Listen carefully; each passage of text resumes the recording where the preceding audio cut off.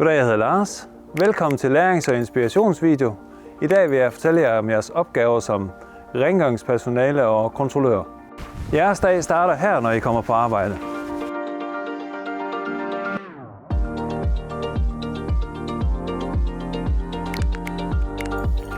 Så er vi kommet til rengøringsrummet og vaskerummet. Her er alt, hvad I skal bruge til at lave kvalitetsrengøring. Her er reolen med de ting, I selv skal tage til jeres dag. Handsker, øjenskyld, svampe, pipe cleaner, borerytter, spagklistermærker, vaskesedler, spagtaps, og det er vigtigt at notere, hvor mange spagtaps I lægger ude i husene, inde i appen. Støvsugerposer til de forskellige støvsuger og affaldsposer.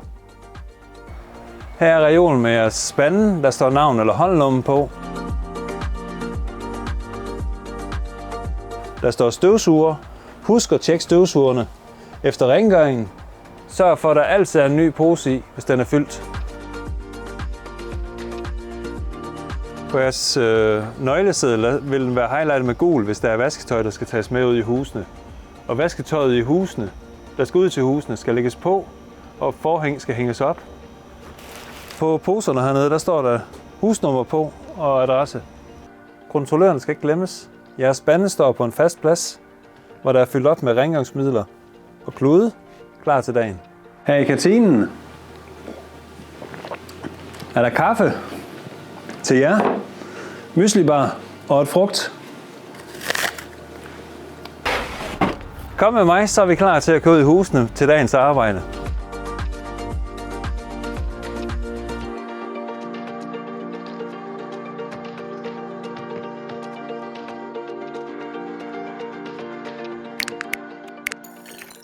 Når I kommer til et sommerhus med tømmespag, er det en god idé at starte med spagen, da I sparer tid i sidste ende. Her er den så fyldt op med vand, som vi normalt beder gæsterne om at gøre.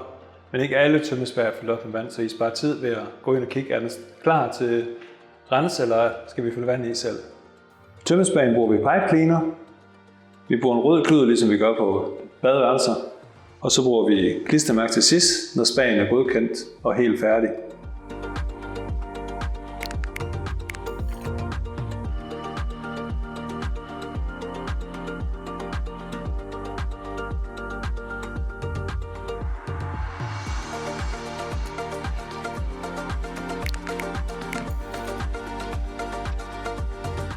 Når jeg har tilsat pipe cleaner, kan jeg gå ud og lave noget andet i 10 minutter. Det tager cirka 10 minutter for den at rense. Så kan jeg lukke vandet ud og tømme den, gøre den ren, aftørre den på kanter og flader efterfølgende. Efter vandforfyldning i spagen er det en god idé at starte med soveværelserne, da der kan ligge sand og andet smuds op i sengene. Rullemadrasser skal rystes, og sengetøj skal lægges pænt på plads igen. Lamper, natborde, hvis det forekommer i et sommerhus, overflader, vindueskarme, spejl og fodlist tørres altid af.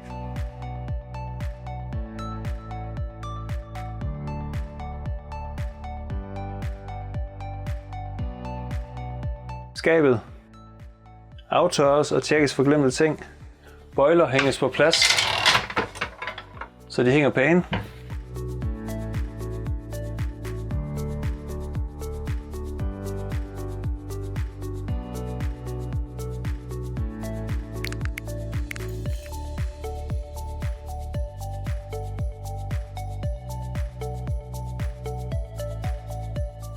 Spindelvæv fjernes altid ved hjørner og loft.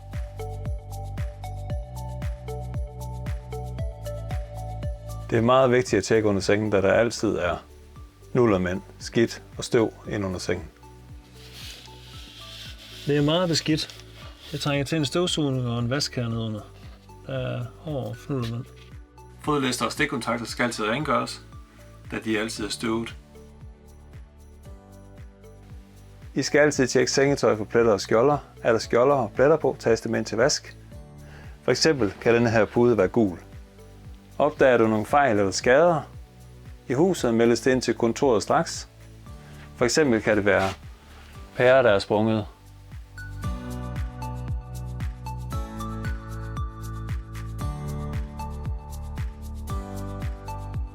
Og dynerne foldes altid ens, så det ser pænt ud i sengen hele vejen rundt. Hvis gardinerne er lukket, åbnes de, så det altid ser pænt og lyst ud i rummet.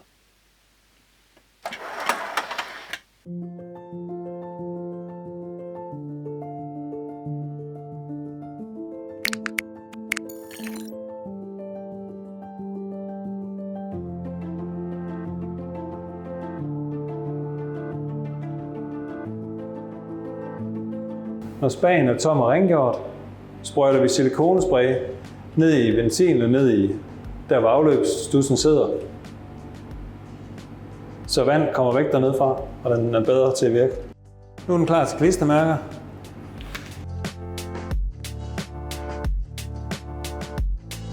Til sidst vi fylder op med spagtabletter, så er der altid nye spagtabletter til nye gæster. Så er vi klar med spagen. Nu er vi kommet til badeværelset, og vi starter med toilettet.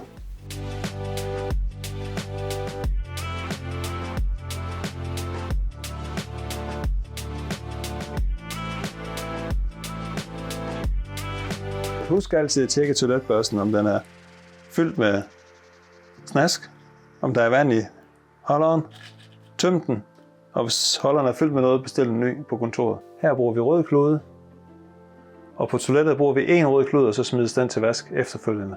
Tjek toiletspanden og tør den af.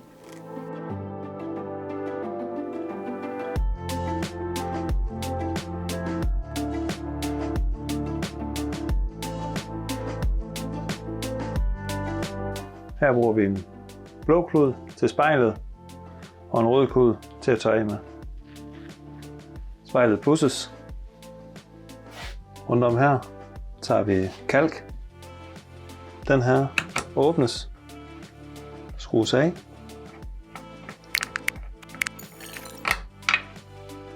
Rengøres ned i.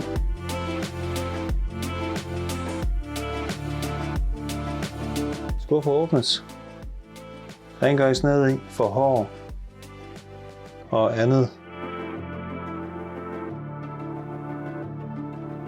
Kanten tørres af.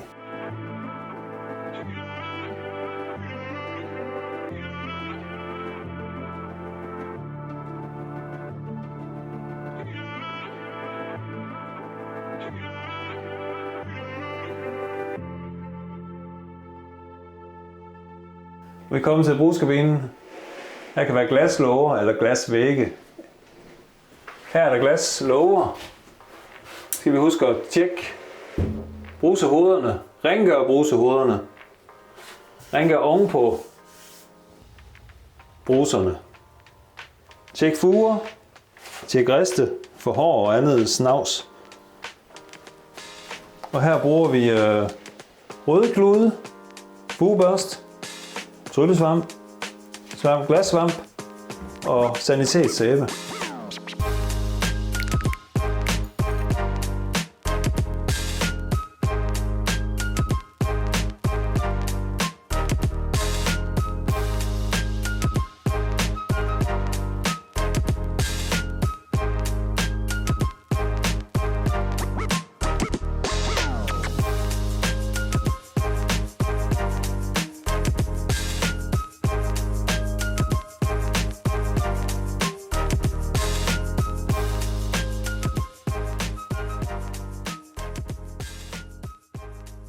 Hvis toiletpapiret ser ud som denne, ruller vi det op, så det ser pænt ud.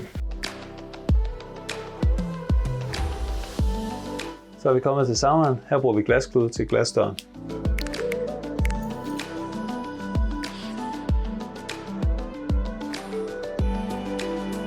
Her skal også støvsuges og vaskes gulv og tjekkes indeni.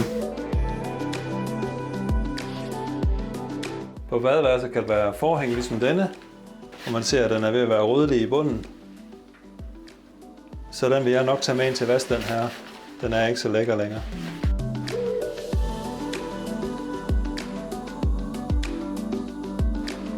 Så udfylder vi vaskesedlen. Vaskesedlen puttes i posen. Posen med det beskidte tøj tages med ind i vaskerummet. Der gives besked i appen til kontoret, at I har pillet bruseforhæng ned og sat den til vask.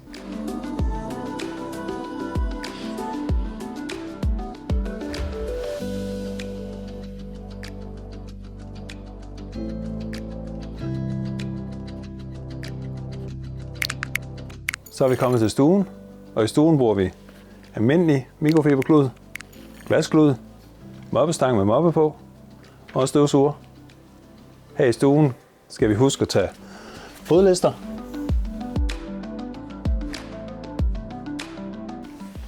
stikkontakter, oven på fjernsynsskærm. Fjernsynet tager vi med en let fugtig mikrofiberklud og aftørrer med glaskluden bagefter.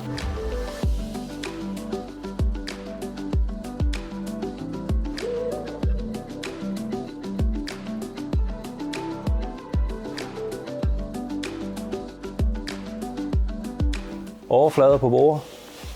Sofaen løfter vi puderne op, støvsuger ned i sofaen. Om bagved. Man skal altid tjekke under sofapuder og sofahønder, der er næsten altid krummer eller sandkorn.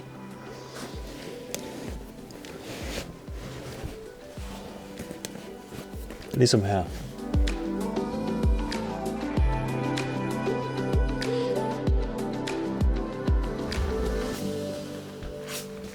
Støvsuger ind under sofaen. Det er der rigtig meget skidt. Løfter tæppet op i hjørnerne. Får støvsuget og vasket ind under tæppet. Vasker ind under. Hele vejen rundt. Men uden at flytte bordet.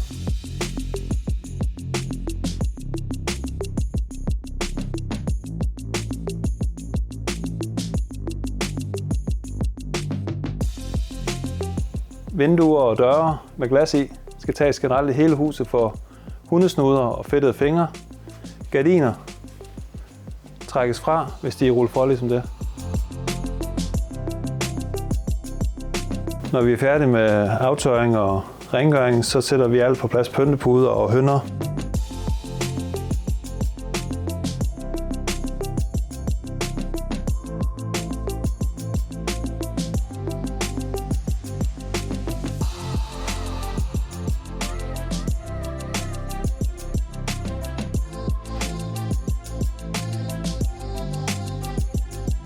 Så er vi klar med stuen.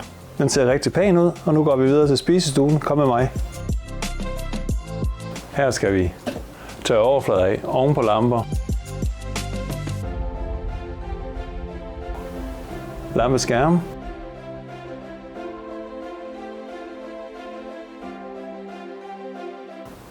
Bord. Stol støvsuges og aftørres.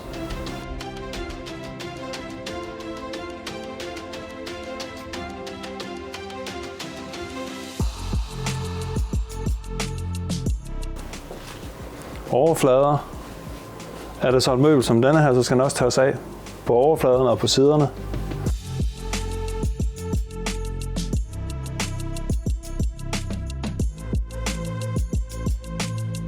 Vinduer tjekkes og aftørres for fedtede fingre og hundesnuder. Fingre og fedtede snuder på vinduer fjernes med en glasklud.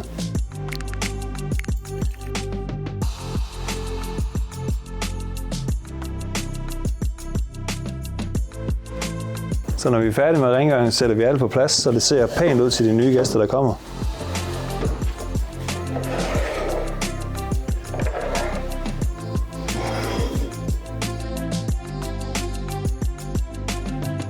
Så er vi kommet til brændeovnen.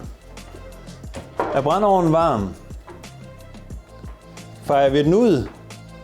Smider asken ud i en askespand, som forfindes i huset. Er brændeovnen kold? Kan vi bruge en pose som denne? Så tager vi den askeskuffen ud, tømmer den ned i. Binder en knude på posen.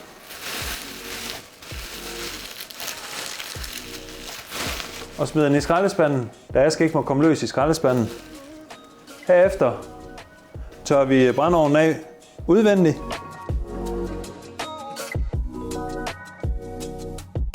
I brændeovnen bruger vi gamle mikrofiberklude eller gamle håndklæder, hvad vi nu har. Da glasset det tit er sort, så bruger vi det til at rense glasset med.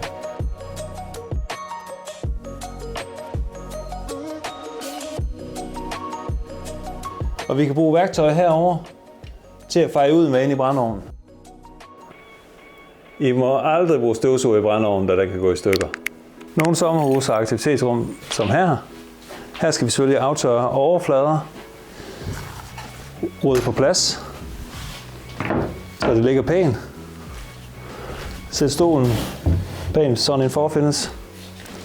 Aftørre fodlister også her, stikkontakter, vindueskarme og tjek, at alt står, som det skal gøre.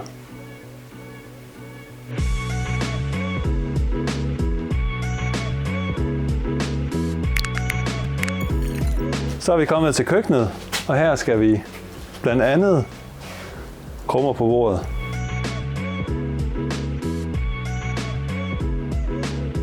Håndvasken.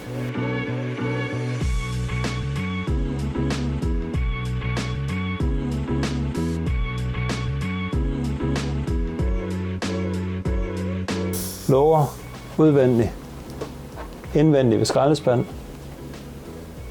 Opvaskemaskinen aftørres i siderne. Den her trækkes ud, tråds i. Der er skidt ligesom her. Fjernes og renses.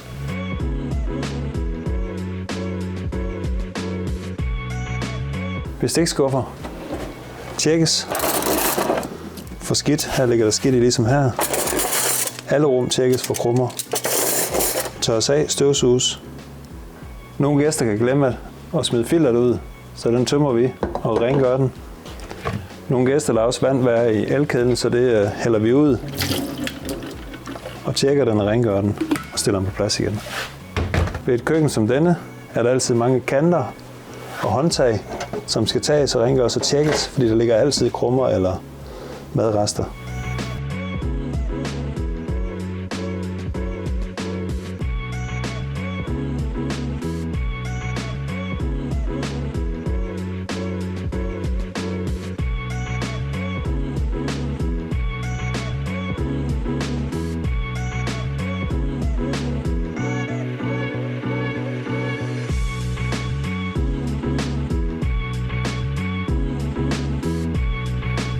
M-hatten. Husk at tjekke filteret, da det kan være gult og beskidt. Hvis filteret er gult og beskidt, kommer det i opvaskemaskinen, og der er 2 slags filter. Der er filter med ramme på som denne, må gerne komme i opvaskemaskinen. Filter med filter i må ikke komme i opvaskemaskinen, da det ødelægger opvaskemaskinen. Så her gives besked til kontoret, og kontoret bestiller et nyt filter ud til.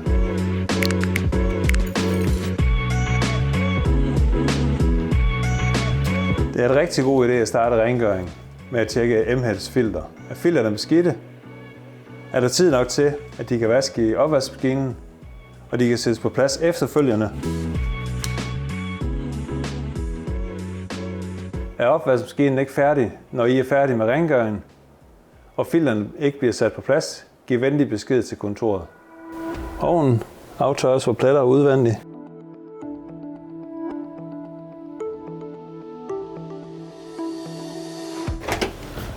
Rengøres indvendigt. Er der krummer i ovnen, så tørres den af og gøres ren.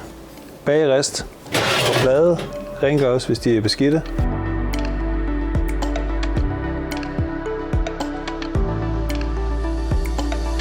Hvis der er belægning i ovnen, kluden ikke kan tage, bruger vi ovnrens og venter lidt på, at det er aktiveret inde i ovnen og tørrer det af efterfølgende. Så er det mikroovn. Nogle mikroovne er gemt bag en låge som denne. Tjekkes og rengøres. Tjekker vi køleskabet. Fryseren. Er der nogle glemte ting, så smides de ud. Og ellers tjekkes låger.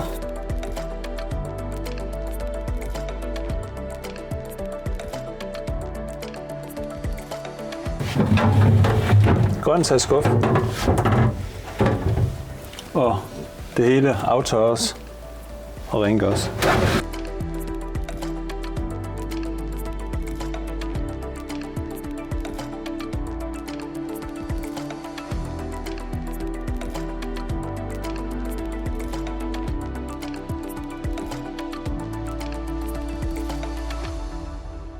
Hvis gæsterne har glemt at tømme skraldespanden, fjerner vi den, smider den i skraldespanden, sætter en ny pose i.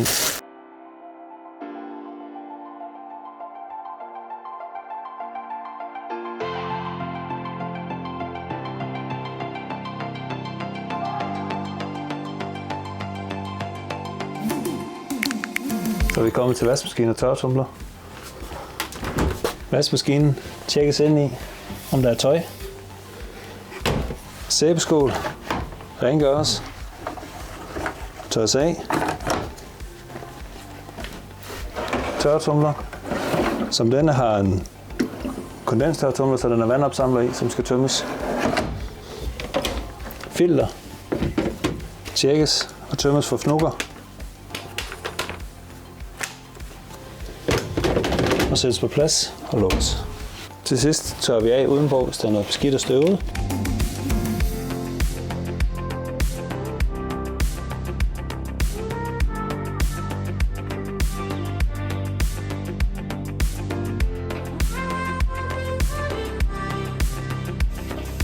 Husk at tjekke husets støvsuger for poser. Er posen fyldt, skiftes den. Der står altid nye poser i skabene. Og er der ingen poser, så giv besked til kontoret. Så mangler vi støvsugning og vaskegulvet.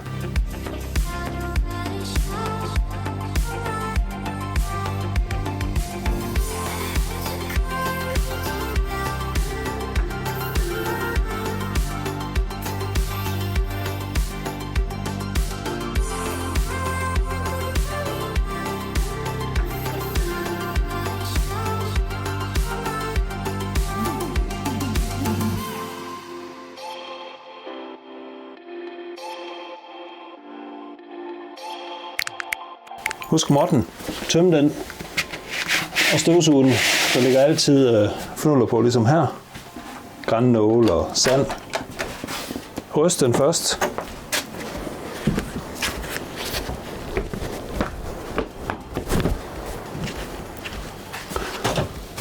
Og støvsuge den efterfølgende.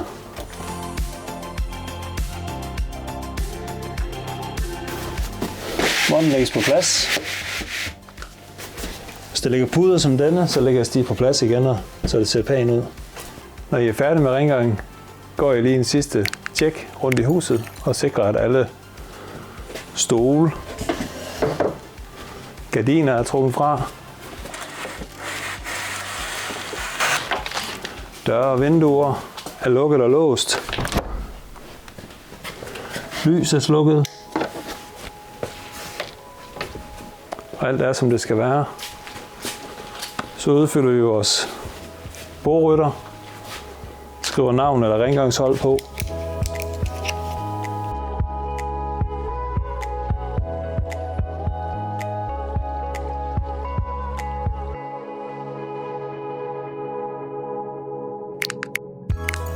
Udenfor tjekkes havemøbler, sættes på plads. Er der fuglepletter, fugleklatter på dem, så gøres de rene.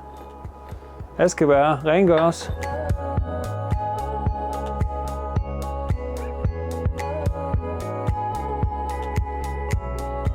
Vi skal altid vaske vinduer udvendigt, medmindre andet er aftalt.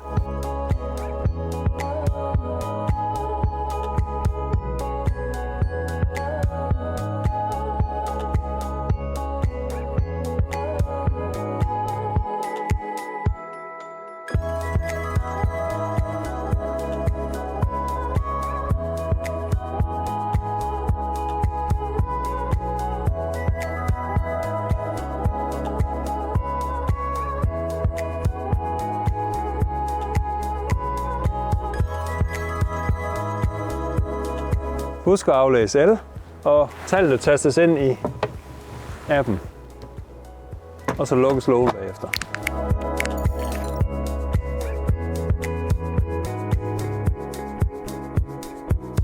Vi håber, at denne video kan give læring og inspiration til fremtidig arbejde hos Købmann Hansen. Har I spørgsmål eller forbedringer eller nye tiltag, er I velkommen til at kontakte os.